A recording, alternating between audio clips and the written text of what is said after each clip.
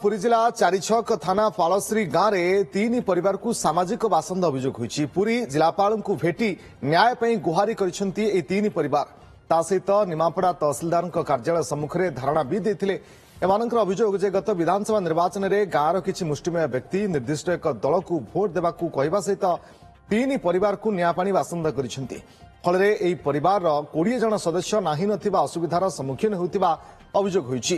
प्रशासन पक्षरु न्याय न मिलिले आमरण अनशन पई धमक दैछन्ती एमाने। तेबे तहसीलदार कहिसन्ती घटनार तदंत करी पदक्षेप नियाजिबो। बर्तमान में एकहरिया हबार कारण निर्वाचन में से गाँव मुष्टिमेय लोक से मत जबरदस्ती प्रेसर पकई कहले तुम भोट दियो। बर्तमान पे आम पानी पाई पारनु कि कौटी सौदाटी दुकान आनी पारनु कि क्या सहित मिलामिशा कर पारनु। बर्तमान पे आम जनइले आर कौन सुविधा मिलूना।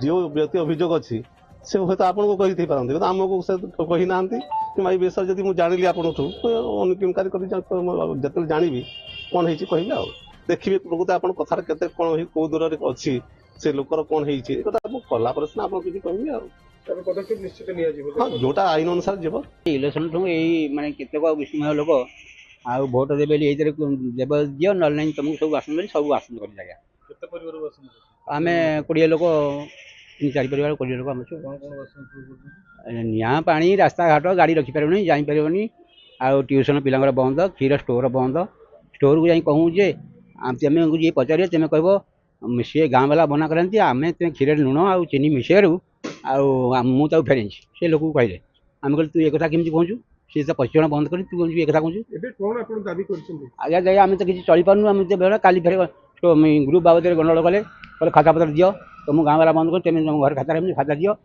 आम धमकाधमकी करूँ आम तो निर्वाचन सब जाइलु 15 दिन आम केमी चलू कौन करूँ आईन आसनी आईन किसी कानून किसी व्यवस्था होनी आपड़ ये कहीं आम या कौन आउ नबू आम तो कमी रही कौन करूँ आप जहाँ लेवल करेंगे कानून जहाँ कर।